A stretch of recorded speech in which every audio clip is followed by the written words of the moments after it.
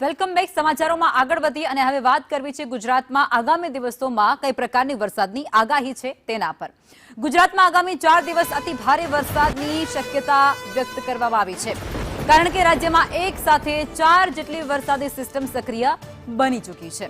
હવામાન વિભાગની આગાહી મુજબ આજે રાજ્યભરમાં સાર્વત્રિક વરસાદ રહેશે અને 30 જુલાઈએ બનાસકાંઠા, પાટણ, મહેસાણા, સાબરકાંઠા, અરવલ્લી, આણંદ, ગાંધીનગર, અમદાવાદ અને ભરૂચમાં ઓરેન્જ એલર્ટ જાહેર કરવામાં આવ્યું છે, જ્યારે સુરેન્દ્રનગર અને દક્ષિણ ગુજરાતમાં વરસાદનું યલો એલર્ટ આપવામાં આવ્યું છે.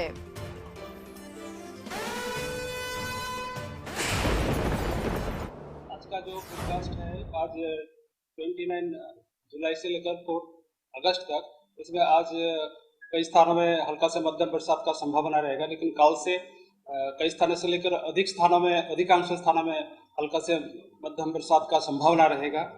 आज हेवी रेनफॉल आइसोलेटेड प्लेसेस में दिया गया है. गुजरात रीजन में कल के लिए एक का दुक्का स्थान में हेवी रेनफॉल का warning, heavy to very heavy rainfall का वार्निंग दिया गया है ऑरेंज वार्निंग के साथ गुजरात रीजन में. और डे 31 अगस्त को heavy to very heavy with extremely heavy rainfall का वार्निंग दिया गया है आइसोलेटेड प्लेसेस में गुजरात रीजन में. और फिर 1 अगस्त को वेरी हेवी ऑरेंज वार्निंग के साथ वेरी हेवी रेनफॉल का वार्निंग दिया गया है गुजरात रीजन में. અને આજ મુદ્દે સહયોગી કૃષ્ણા ન્યૂઝરૂમથી લાઈવ જોડાઈ ચૂક્યા છે. કૃષ્ણા, આગામી 4 દિવસ માટે આગાહી હવામાન ખાતા તરફથી કરવામાં આવી છે. કયા વિસ્તારોમાં વરસાદ રહી શકે અને કેવો વરસી શકે?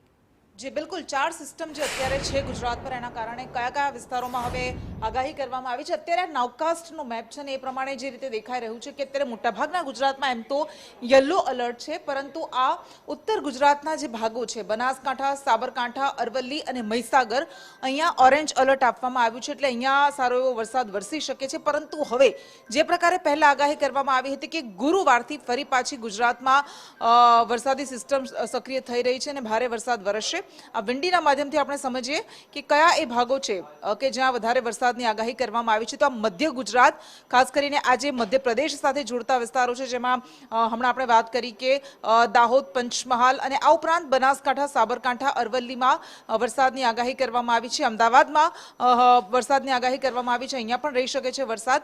આ ઉપરાંત સૌરાષ્ટ્ર અને દક્ષિણ ગુજરાતમાં પણ વરસાદ વરસી શકે છે. જોકે અહીંયા બહુ અતિ ભારે વરસાદ વરસશે એવી કોઈ સંભાવના નથી, પરંતુ હળવો વરસાદ વરસશે. આપ જે રીતે જોઈ રહ્યા છો કે આ સિસ્ટમને કારણે સુરત, નવસારી, તાપી, વલસાડ અને ડાંગમાં વરસાદ વરસશે, પરંતુ ધીમે ધીમે આ સિસ્ટમ એ મધ્ય ભારત તરફ જઈ રહી છે અને ત્યારબાદ 2 દિવસ પછી ફરી પાછો ગુજરાતમાં તેની અસર દેખાશે અને ગુજરાતમાં એ દક્ષિણ ગુજરાતમાં અને ફરી એક વખત મધ્ય ગુજરાતના કેટલાક ભાગોમાં વરસાદ વરસશે. આપ જોડાયા તે બદલ